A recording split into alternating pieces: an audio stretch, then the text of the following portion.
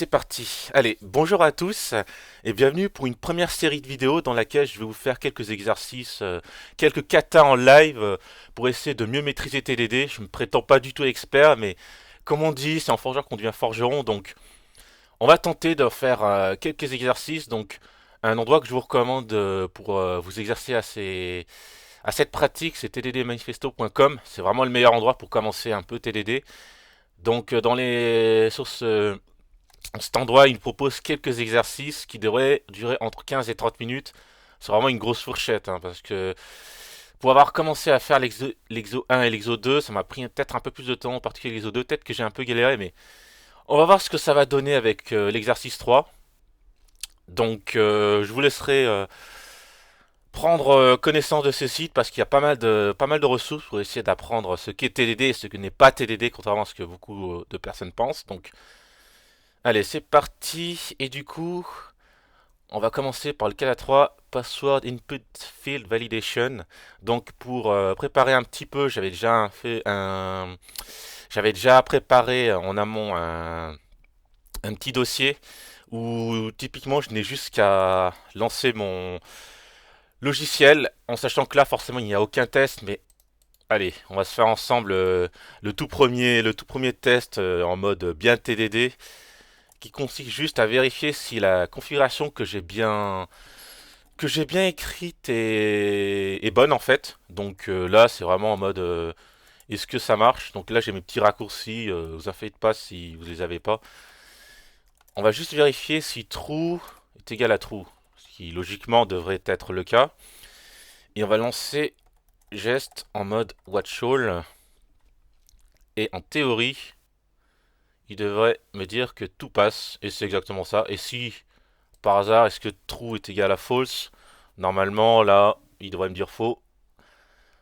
Là, l'objectif de vraiment de tester cette partie-là, elle a vraiment uniquement pour but de vérifier si votre configuration est bonne et si vous avez rien oublié. Donc, pour ce premier exo, on va l'appeler, ben c'est password validation en fait. Password input validation test.ts. Alors, je sais pas si c'est une bonne pratique, mais dans un premier temps, moi, je code toujours tout uniquement sur le fichier test et au fur et à mesure, j'extracte les méthodes pour pouvoir les déplacer sur des fichiers. Donc, vous en faites pas si je fais tout sur le même fichier. On va l'appeler TU password validation. Nom extrêmement recherché. Alors, qu'est-ce qu'on a? Parce que c'est marrant, mais j'ai pas encore lu l'énoncé. Alors, attendez. Alors, hein, créer une fonction. Ouais, un petit classique. Alors, je prends un string en input et je retourne une validation. C'est quoi une validation? Euh, un booléen, si le password est valide ou non. Mais aussi un champ avec les... Ok. Donc là, typiquement, je pense à un objet qui va sortir. Alors, on va se compter du petit 1 déjà. On va faire ça étape par étape, baby step. Alors, le password doit être maximum 8 caractères de long. Euh... Password must be at least... Ok. Eh ben, on va copier-coller littéralement ça. Est-ce que c'est un peu le principe du TDD? C'est trouver un test le plus simple possible. Donc, là, j'utilise la méthode test, mais on peut utiliser it, hein. C'est totalement pareil, c'est juste une question d'habitude. Euh, euh, euh, euh, euh, euh, je vais dire, ça devrait m'alarmer si...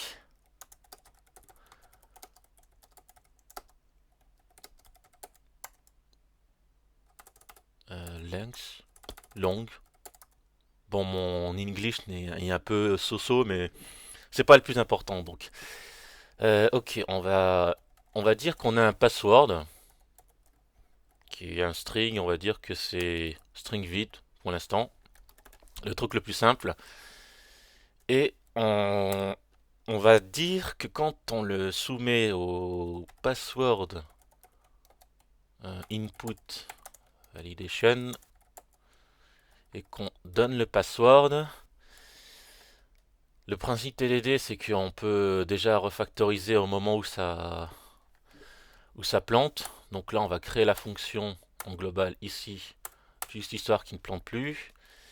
Et on va dire qu'on attend du coup, ils ont dit, parce que ça c'est la partie qui m'embête un peu, validation, mais le contenu de la validation, je pense qu'on va faire un petit,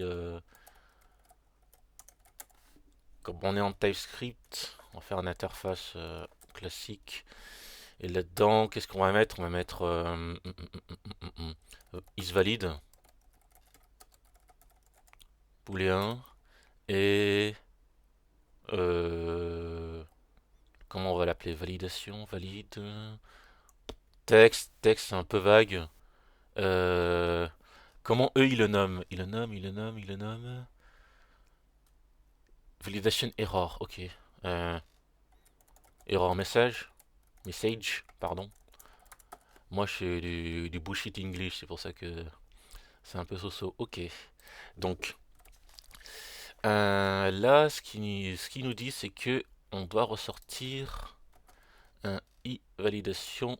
Non, i validation. Et combien de variables, c'est pas ce que j'ai envie de faire. Ouais, ça marche, mais on laisse comme ça. J'aime bien comme ça. Et on va return un objet extrêmement simple.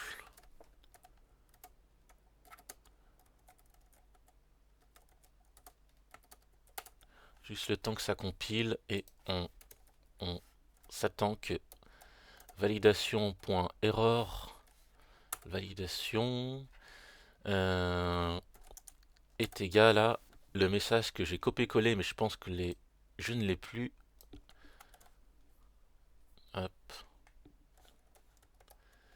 Donc, si on lance le test, alors du coup, ce qui m'embête un peu, c'est que d'habitude j'ai un écran plus grand, donc je peux voir tout le texte. Et là, il me dit non, tu ne reçois pas le bon truc. Alors le principe TDD, c'est que tu vas au plus vite.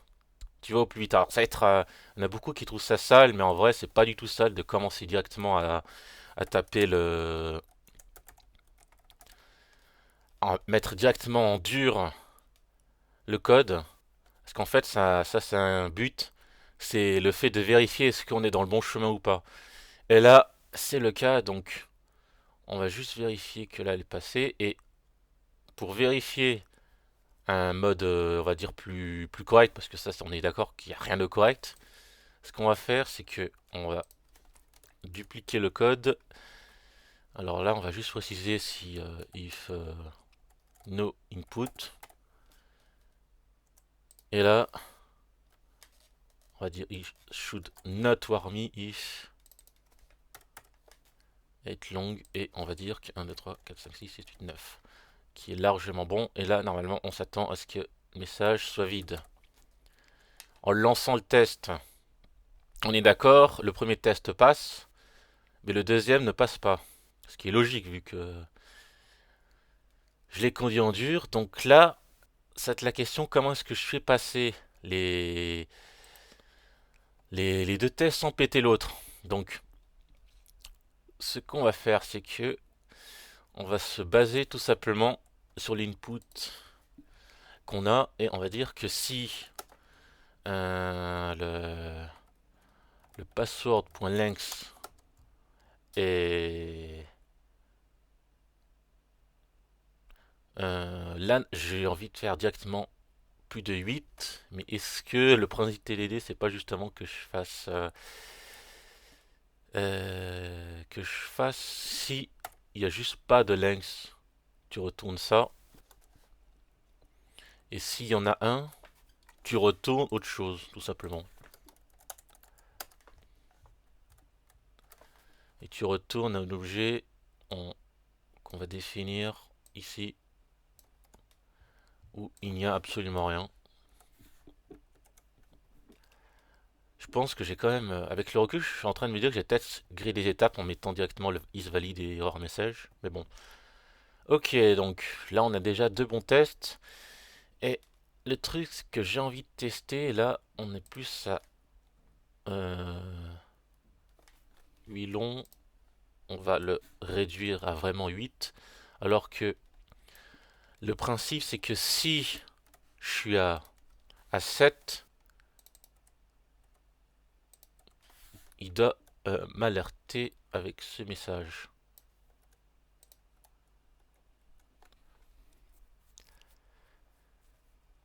Ce qui est totalement le cas. Parce que le septième, il me dit qu'il reçoit rien. Il reçoit.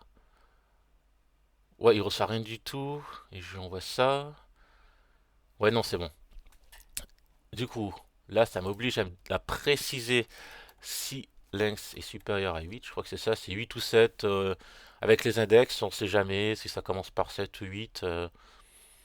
Et ben justement, c'est le principe du TDD. C'est que c'est tellement de baby steps que tu peux être un gros débile en te demandant est-ce que ça commence à 0 ou à 1.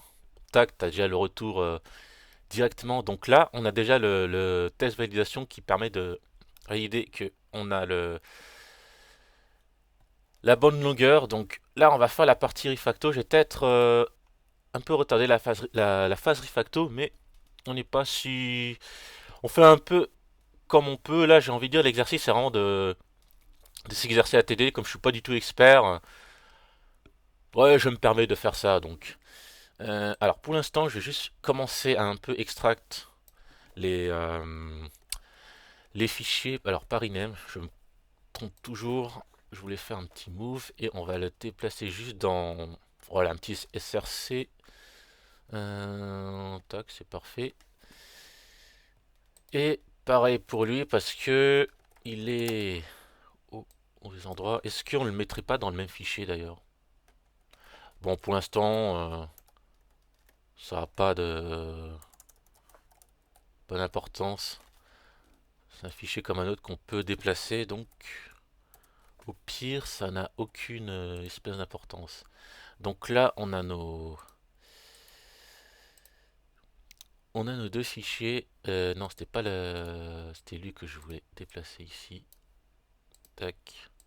Comme ça, on a nos tests d'un côté et on a le fichier de prod de l'autre. Ça va être plus facile en termes de lisibilité. Et là, je relance le test pour être sûr que j'ai rien cassé pendant que je déplaçais le texte. Et ce qu'on va faire, c'est que j'ai envie de déplacer ça aussi parce que ça me plaît pas tel qu'il est placé. On peut le mettre ici, on va dire error 8.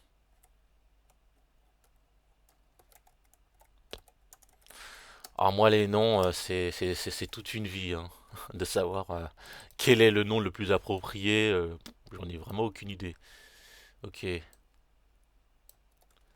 tac tac. Est-ce que si je lance ce test, il est ok? En théorie, c'est le cas. Et on va juste lui préciser ceci. Alors bien sûr, il importe du fichier test. On va juste le déplacer. Où c'est qu'on va le déplacer? Alors là, quand il n'y a pas d'architecture, on va faire erreur message, erreur message, j'en sais rien. Erreur message, c'est bien. Là, l'architecture, c'est pas du tout la question, donc on fait un peu comme on veut. Je suis en train de me dire, est-ce que j'aurais pas pu faire un enum? Bon, on verra ça plus tard.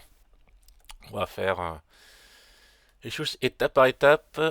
Ok, le password, le machin, ok. Là, on n'est pas si mal en vrai. On peut même essayer de factoriser parce que finalement, est-ce que texte-là, ce test-là, pardon, il couvre pas celui-ci en fin de compte. Si on respecte le principe first, tac. On est d'accord que c'est la même chose les deux tests. Et comme autre factorisation, je vais me permettre de refactoriser ça parce que ça me plaît pas l'idée que j'ai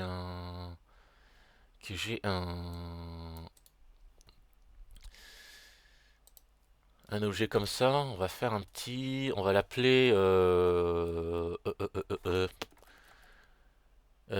make validation. Moi et les noms, hein, vous savez. Et on va préciser ici on précisait le type d'erreur, je sais pas. Hum. On va préciser le message. Error message. Parce que du coup, lui, tac, il possède ce truc. On va juste préciser, hop, return make validation avec rien du tout en sortie. Et normalement, là, on n'a absolument rien pété. Ça nous fait deux petits tests. Ok, je vais juste réduire un peu. Hop. Alors, pourquoi est-ce qu'il a quitté la page? Je ne sais pas. Ceci restera dans les mystères de l'Internet. Alors, partie 2. Ah, deux nombres. On doit contenir au moins deux nombres. Alors, du coup, il faut déjà que je fasse un truc parce que j'ai déjà des nombres. Donc, est-ce que... Même pas, je peux laisser les tests en vrai. Je peux laisser les tests. Je peux totalement les laisser parce que, en fin de compte, euh, il should warn me. euh, il manque pas un mot, un if, et vous me dites rien, les gars. Je sais que je vous entends pas depuis la vidéo, mais hop, if password does not contain number. Donc on va faire A, B, C, D, E, F, G, H. Alors ça fait combien ça? Je sais pas compter. 6, 7, 8. Et le 8 théoriquement, on est d'accord, ça passe. Sauf que le message doit contenir au moins deux erreurs. Juste un petit software retour à la ligne. Tac. Et là il me dit que il reçoit string vide. Mais le message qui est censé être retourné, c'est ceci pour l'erreur que je viens de créer. Et pour les deux autres, rien à signaler. Ok, alors là, ça va être un peu plus coton parce que on est ici, mais le password doit retourner un autre type de message. Donc, mode TDD, if password, vraiment mode gros dégueulasse, h validation avec ce message là.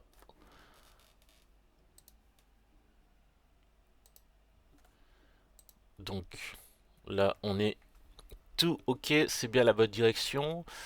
Et du coup, on n'a pas pété les autres tests. Donc là, ce qu'on va faire, c'est que on va faire un petit, on va devoir faire un petit check de la chaîne de caractères. Donc tout simplement, ce qu'on peut faire, comment est-ce qu'on va vérifier qu'il y a au moins une chaîne de caractères? On va utiliser nos amis le regex. Qu'est-ce que vous en dites? Alors du coup, moi comme j'ai une mémoire de poisson rouge, je sais jamais sur hop, je vais faire je crois que c'est test ou match. Je vais aller sur MDN, j'aime bien ce site.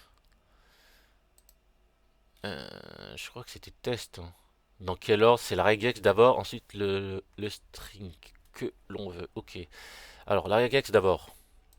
La regex c'est est-ce que on contient au moins un number? Alors, je suis un peu embêté parce qu'avec ce clavier, je sais jamais.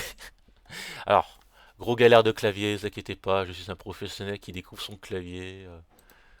Alors, gros dégueulasse, hop, backslash D, s'il y a au moins un nombre dans le test. Hop.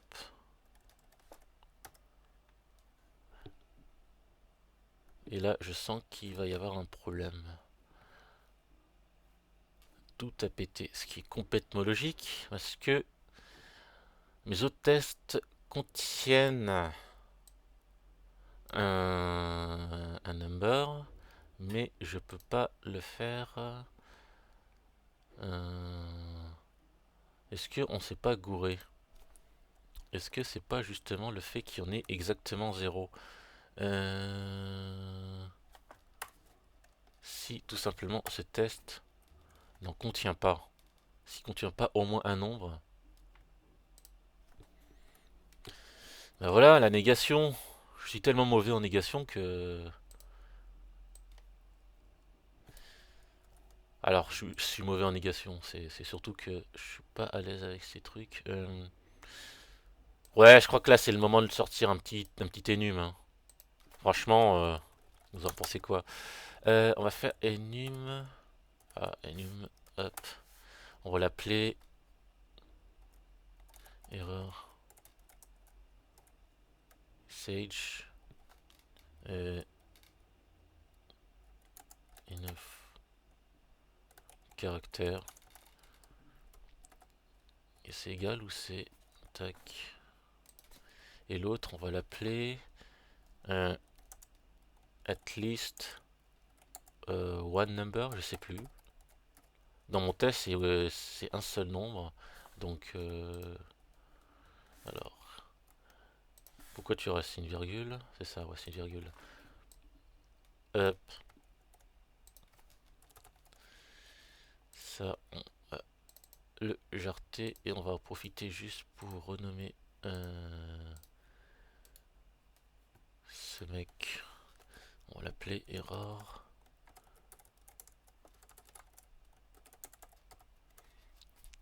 Et on va message.enum, tac. Et du coup, lui, il a perdu ses petits, c'est complètement normal. Ne vous en faites pas, je suis un professionnel. Ne reproduisez pas cette expérience chez vous, les enfants. Tac. Et dans le test également, il doit péter à cet endroit-là. Hop. Et 9 caractères. Et c'est tout. C'est tout, c'est tout, c'est tout. Et en théorie, si je me suis pas gouré, le test repasse. Et ici, on va du coup refactoriser en mettant at least one number. Alors, faut que je revérifie parce que c'est vraiment un seul chiffre ou j'ai divigué. Ah non, c'est deux. Bah oui, non, mais le message. Ah là là, et vraiment, hein, les gars. At least two number. Et du coup, on a un test de faux parce que là, on vérifie qu'il y a un seul chiffre. Donc, si là, le test passe parce qu'il n'y a pas de chiffre tout court. Par contre, si je mets un petit 2, il devrait péter parce que il en contient un et mon test ne vérifie que s'il y en a au moins un. Donc, attendez, le regex. Alors là, c'est toujours le souci de se poser la question du regex. Si il faut que je place un petit. Est-ce que c'est ça?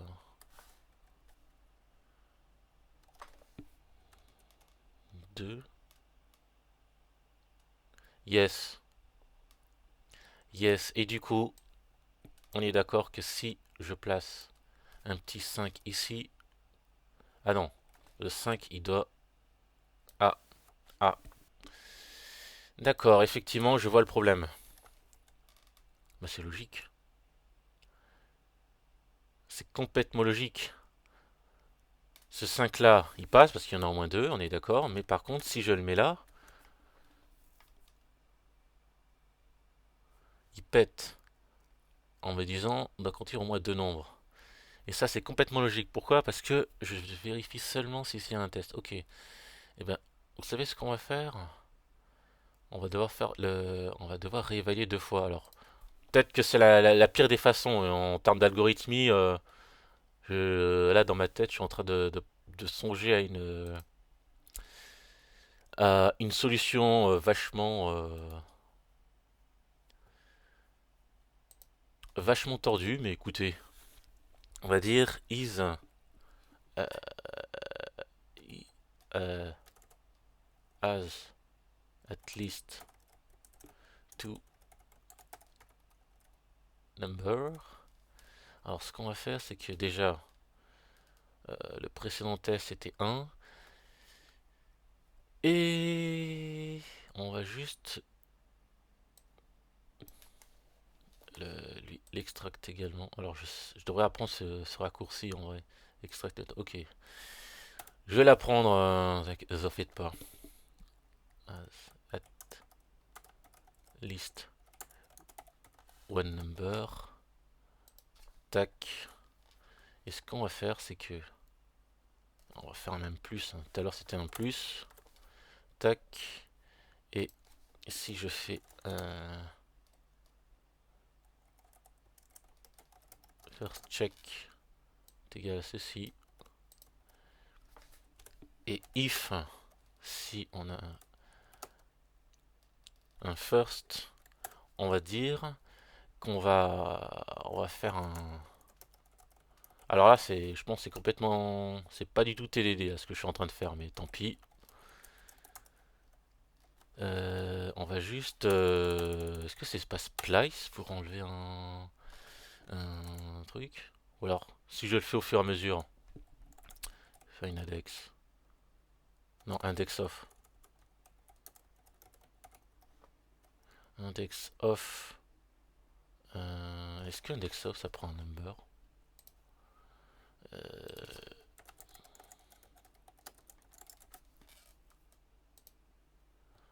Est-ce que ça prend, je veux dire, une regex? Ça ne prend pas de regex. Index off, regex.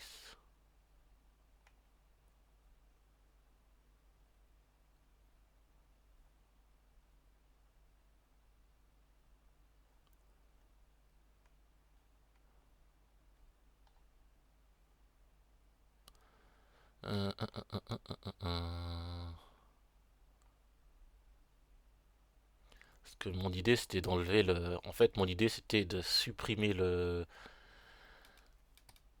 Tout simplement le caractère et de passer au suivant. Je pense que c'est complètement pas TDD ce que je fais. Hein. Mais genre complètement pas.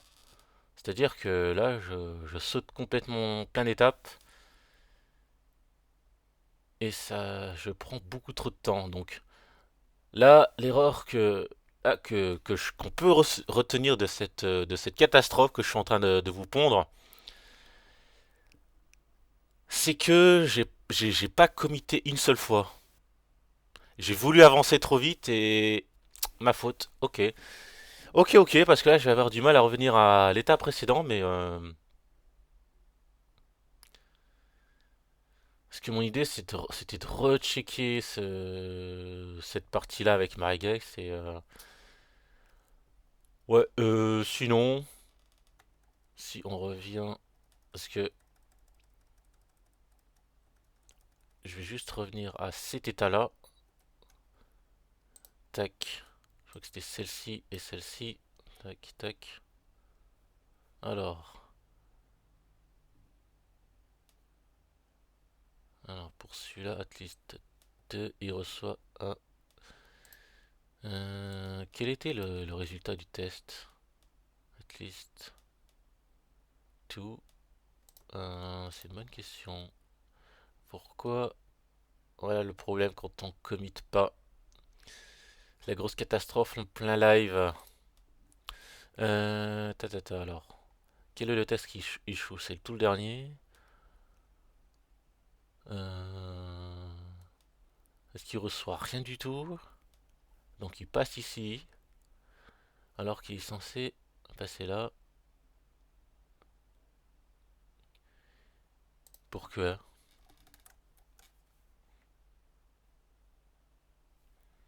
Là, j'ai pas compris pourquoi est-ce que...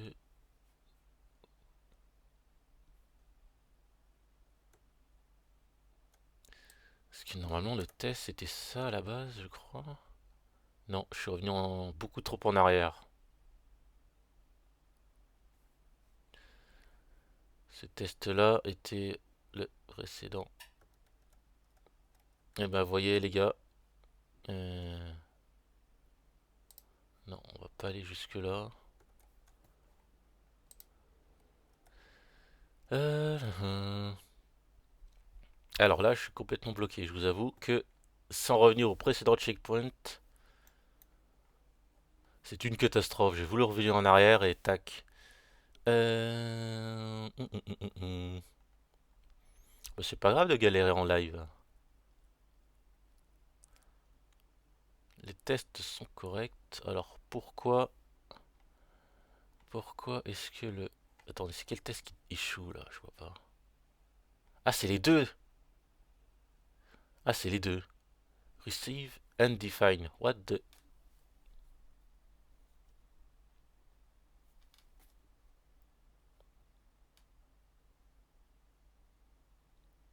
Undefined? Undefined? C'est pas logique.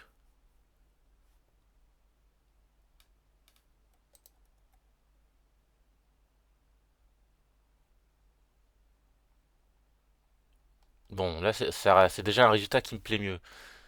Ok.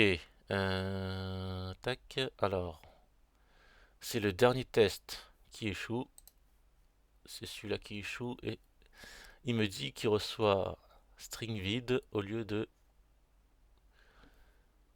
Et l'état du test, c'était bien celle-ci, hein. Là, on est bien revenu à l'état précédent. Ok. Donc, on va pas faire la bêtise cette fois. On va... On va tout committer pour avoir mon checkpoint. Et j'en étais... On était où? Point 2. On va pas s'embêter sur le nom des commits, hein. J'ai envie de vous dire, ça a aucune importance, donc tac. Euh, Là comme ça, j'aurai la capacité de revenir au moins à ce checkpoint. Mais là où ça me dérange, c'est que la méthode de la regex n'est peut-être pas la bonne direction. Hmm. Hmm.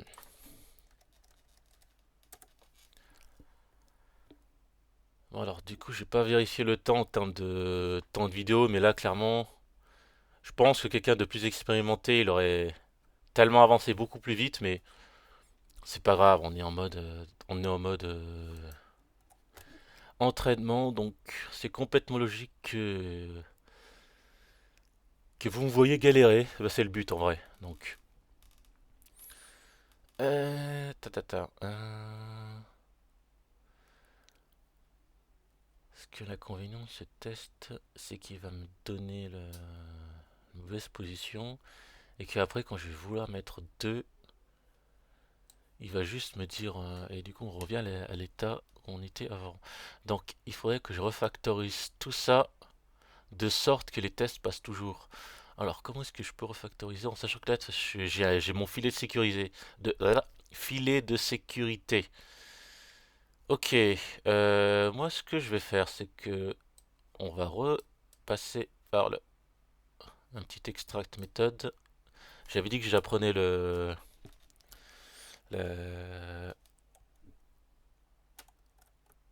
raccourci at least two numbers. Parce que ce test, comment on peut faire? Comment on peut faire? Faudrait. Sinon, la pire des façons, ce serait de parcourir Parce que en termes de regex, sinon, est-ce qu'il n'y en aurait pas une qui me permettrait...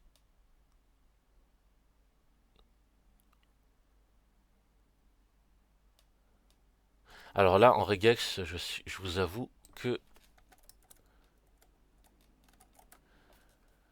je suis pas des meilleurs. Alors, on va faire ça à l'ancienne. Tac. Euh, euh, euh, euh, euh. Parce que moi, ce que j'aimerais tester, c'est si on en a un et si on en a un deuxième. Est-ce que cheat.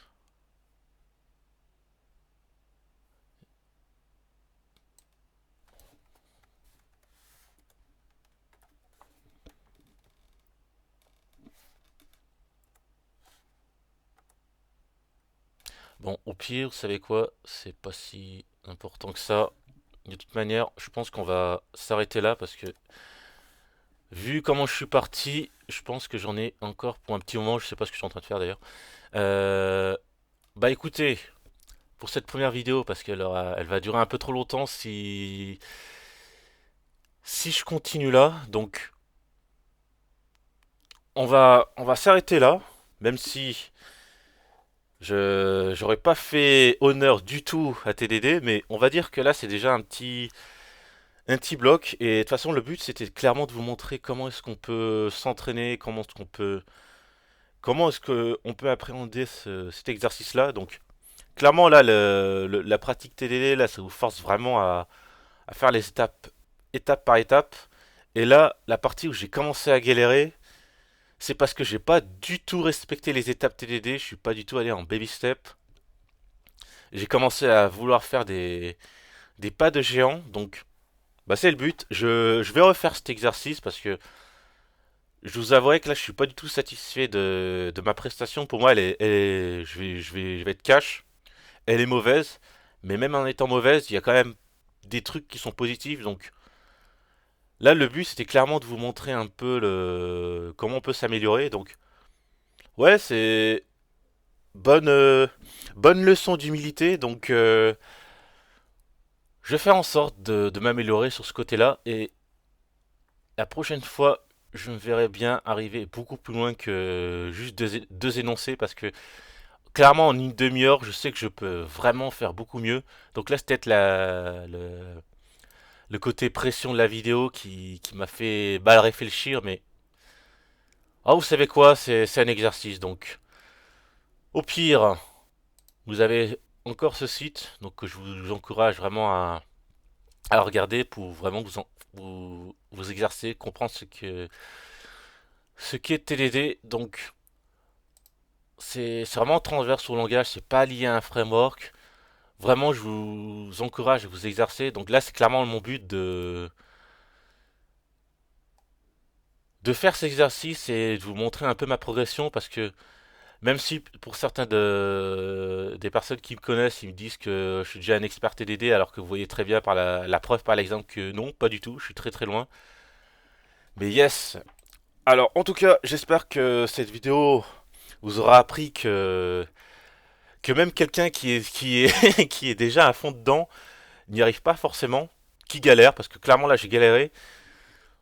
Je vais pas faire durer la vidéo plus longtemps et je vous dis à la prochaine. Et de mon côté, je vais m'exercer. Et d'ailleurs, pour ce qui est du repo, je vais vous le mettre dans la description, l'adresse du repo. Donc de toute façon, vous l'avez là, le GitHub. Il est en public, donc vous pouvez très facilement le récupérer. Ah, quand même, je pense que je vais m'exercer hors vidéo parce que je vais peut-être faire une seconde vidéo dès que j'aurai fini de me réexercer tranquillement dans mon coin. Et je vous montrerai le résultat. Allez, je suis un peu trop bavard, je vais m'arrêter là et je vous dis à la prochaine. Salut!